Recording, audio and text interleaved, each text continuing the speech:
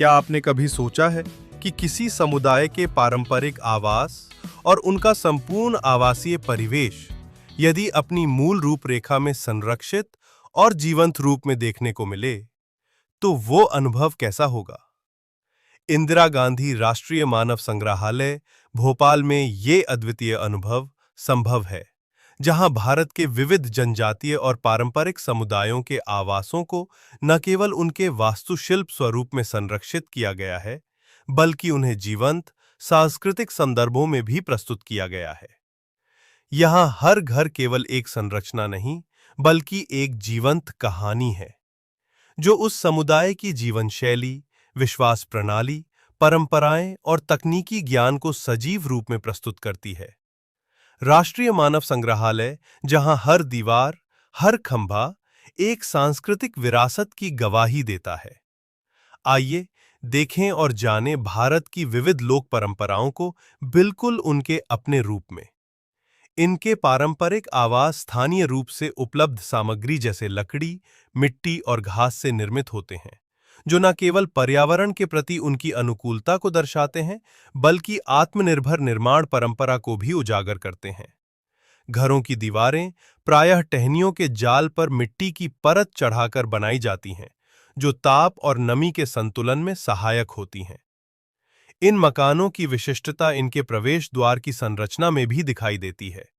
प्रवेश द्वार के सामने खुला स्थान न केवल कार्यात्मक दृष्टि से उपयोगी है, बल्कि इन घरों को एक विशिष्ट सौंदर्यात्मक स्वरूप भी प्रदान करता है। राष्ट्रीय मानव संग्रहालय में प्रदर्शित चौधरी समुदाय के संपूर्ण आवासीय परिवेश का भी समग्र चित्रण किया गया है। इसमें उनके पारंपरिक देवस्थल, पूर्वजों की स्मृति में समर्पित संरचनाएं, कृषि उपकरण, बैलगाड़ी तथा दैनिक जीवन में प्रयुक्त वस्तुएं भी शामिल हैं। साथियों, आज इंदिरा गांधी राष्ट्रीय मानव संग्रहालय में गुजरात की चौधरी जनजाति का मोंगरा देव का देव स्थल, इसके बारे में हम आपको जानकारी देने जा रहे हैं। यहाँ पर जो प्रदर्शित मोंगरा देव की श्राइन है, उसके बारे में आपको पूर्ण जानकारी हासिल होगी। मोगरा देव, जिन्हें मगर देवता के रूप में जाना जाता है, चौधरी समुदाय के प्रमुख आराध्य देवता है। ये देवता समुदाय की धार्मिक आस्था और सांस्कृतिक परंपराओं में केंद्रीय स्थान रखते हैं। प्रत्येक वर्ष महाशिवरात्रि के पावन अवसर पर ग्रामवासी एक नियत स्थल पर एकत्रित होकर सामूहिक रूप से पूजा अर्चना करते हैं।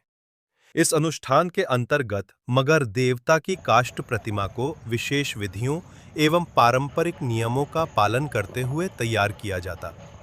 मूर्ति निर्माण के पश्चात उसे नियत पूजा स्थल पर विधि पूर्वक स्थापित किया जाता है।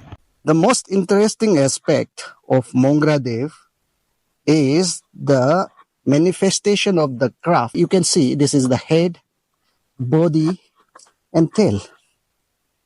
So how beautifully they have crafted, and you can see the presence of the teeth, eyes and the scales.